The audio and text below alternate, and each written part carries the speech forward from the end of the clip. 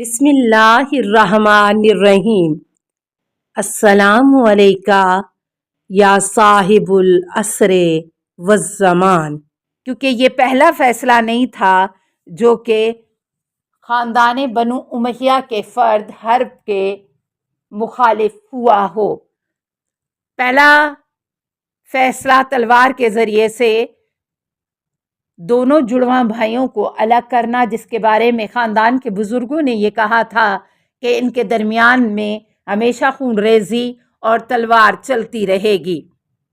اور دوسرا امیہ کے بارے میں، جس کو 10 سال کے لیے ملک بدر کر دیا گیا، اور اب جناب عبد المطلب اور حرب کے درمیان میں جو فیصلہ ہوا وہ بھی حرب کے خلاف تھا، اور یوں اس طرح سے یہ دشمنی بہت زیادہ بڑھنے لگی۔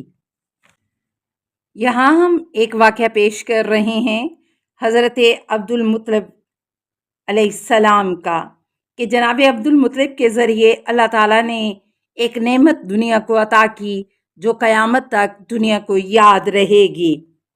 حضرت عبد المطلب کہتے ہیں کہ ایک دن میں سو رہا تھا۔ یہ واقعہ نبوت اور امامت سے تعلق رکھتا ہے۔ جناب عبد المطلب خانہ کعبہ کے نزدیک اپنی اس مسند پر سو رہے تھے، وہی مسند جو کہ عربوں نے صرف اور صرف جناب عبد المطلب کے لیے تیار کی تھی، اور جس پر بیٹھنے اور سونے کا حق صرف جناب حضرت عبد المطلب کو حاصل تھا اور کسی کو نہیں تھا۔ جناب عبد المطلب فرماتے ہیں کہ خواب میں نے دیکھا کہ آواز غیبی مجھے آتی ہے، جس میں نے یہ سنا کہ غیبہ کو جا کر کھولو۔ یہ جملہ میرے لیے بالکل نیا تھا، یہ لفظ میں نے پہلی دفعہ سنا تھا، اس سے پہلے میں نے اس کو کبھی نہیں سنا تھا۔ اور دوسرے دن جب میں سو رہا تھا، دوسری رات کو پھر مجھے ایک خواب آیا جس میں نے ہاتف غیبی سے سنا کہ براہ کو جا کر کھولو۔ اب براہ کیا ہے مجھے اس کے بارے میں بھی کچھ پتہ نہیں چل سکا۔ تیسری رات کو میں نے پھر خواب میں ہاتف غیبی کی آواز سنی جس میں تھا کہ مظلولہ کو جا کر کھولو۔ یہ معتبر روایت علامہ مجلسی جیسے جلیل القدر عالم پیش کر رہے ہیں۔ اور چوتھی رات کو میں نے سوتے ہوئے ہاتف غیبی سے یہ سنا کہ جا کر زمزم کو کھولو۔ اب یہ زمزم کیا ہے مجھے نہیں پتا تھا، اور نہ ہی مجھے اس کے بارے میں کوئی پتہ چل سکا۔ پھر مجھے پتہ چلا کہ ہیبا کو کھولو، براہ کو کھولو، مظلولہ کو کھولو یا زمزم کو کھولو۔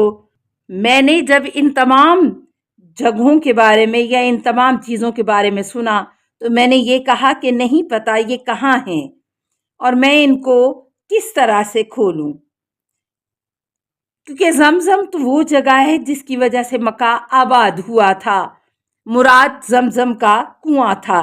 یہ کنواں کہاں تھا یا کہاں اس کو بند کیا گیا، جناب عبد المطلب کو بھی اس بارے میں کچھ نہیں معلوم تھا۔ بنی جرہم نے جب حکومت بنی اسماعیل سے چھینی تھی تو زمزم کا کنواں انہوں نے تبرک کے طور پر آنے والی چیزوں کو ڈال کر بند کر دیا تھا۔ جناب عبد المطلب کو حکم ملا، کسی کو نہیں معلوم تھا کہ یہ کنواں کہاں پر موجود ہے۔ جناب عبد المطلب فرماتے ہیں کہ 5ویں رات کو جب وہ اسی مسند پر سوئے ہوئے تھے تو پھر غیبی آواز آئی، اے عبد المطلب، آپ کو ایسی سعادت ملنے والی ہے کہ آپ زمزم کا وہ کنواں کھودو گے جو قیامت تک اللہ کے مہمانوں کے لیے ایک بہت بڑی نعمت ہوگا اور ان کو سیراب کرتا رہے گا۔ اس کے پانی کو پی کر جو حاجت طلب کی جائے گی وہ پوری ہوگی، مگر کھودنا کہاں ہے؟ جناب عبد المطلب نے سوال کیا تو انہیں جواب ملا کہ اپنے ارد گرد دیکھو، جہاں کووں کو بیٹھا ہوا دیکھو، سفید کووں کو، اور جہاں پر دیمک ہو اور وہ کوے اس دیمک کو کھائیں تو اس جگہ کی کھدائی کرو۔ تو یہ کعبہ کے دروازے سے کچھ دور جہاں کوے آ کر بیٹھتے تھے جن کے پروں کی نوکیں سفید تھیں، جناب عبد المطلب علیہ السلام نے قریش کے لوگوں سے جا کر یہ کہا کہ میری مدد کرو اس کنویں کو کھودنے میں، کیونکہ میں نے خواب میں یہ دیکھا ہے۔ تو قریش والوں نے جناب عبد المطلب کا مذاق اڑایا کہ تو اور تمہارے خواب، ہم تمہارے خواب کی وجہ سے کیوں اپنے آپ کو ضائع کریں اور اپنے وقت کو ضائع کریں، خود کھودو۔ جب اور کوئی مدد کو نہ آیا تو آپ نے اپنے بیٹے حضرت حارث سے یہ کہا کہ میری مدد کرو۔ تو باپ نے مدد کے لیے بیٹے کو کہا تو بیٹا فوراً مدد کے لیے تیار ہو گیا۔ دونوں باپ بیٹے نے کنواں کھودنا شروع کیا۔ کھودتے کھودتے تھک گئے کیونکہ جناب حارث تو جوان تھے، ان پہ وہ تھکاوٹ نہیں آئی جو کہ جناب عبد المطلب پر آ گئی۔ گو کہ جناب عبد المطلب ابھی بوڑھے نہیں ہوئے تھے لیکن بڑھاپے کے قریب جا چکے تھے، یا بڑھاپے سے یہ کہا جا سکتا ہے کہ کچھ دور تھے۔ جب آپ پر یہ کمزوری طاری ہوئی تو آپ نے اسی وقت کنویں سے باہر نکل کر کعبہ کے پردے کو پکڑا اور پردے کو پکڑ کر یہ دعا مانگی کہ پروردگار، میرا صرف ایک ہی بیٹا ہے جو کہ میری مدد کر رہا ہے، اگر مجھے 10 بیٹے دے تو ان میں سے ایک بیٹے کو میں تیری راہ میں قربان کر دوں گا۔ یہ وہ موقع اور مقام تھا جب کہ انہوں نے منت مانی عبداللہ کے لیے۔ جناب عبد المطلب نے اور کنواں کھودنا شروع کیا اور کھودتے رہے یہاں تک کہ وہ زمزم کے اصل کنویں تک پہنچ گئے۔ یہاں پر معصوم کی ایک روایت ہے، جیسا کہ جناب امام موسیٰ کاظم علیہ السلام فرماتے ہیں، میرے 7ویں امام کا فرمان ہے کہ جب جناب عبد المطلب کنواں کھود رہے تھے تو کھودتے کھودتے پانی سے کچھ پہلے تک پہنچے تو کنویں کے اندر سے انتہائی ناقابل برداشت بدبو نکلی جو کہ بالکل برداشت سے باہر تھی۔ جناب حارث اس بدبو کی وجہ سے فوراً کنویں سے باہر نکل آئے۔ جناب عبد المطلب نکلنا چاہتے تھے لیکن ان کا دل اس چیز کو نہیں مان رہا تھا۔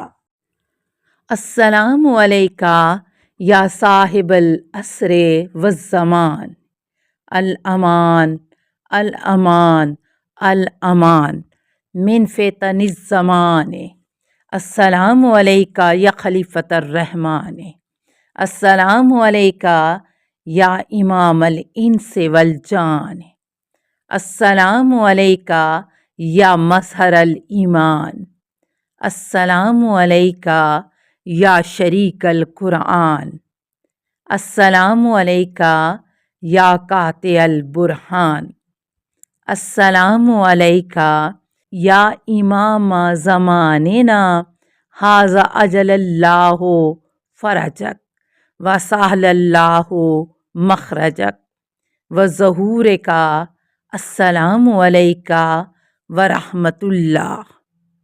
اللہم صلی علی محمد و آل محمد۔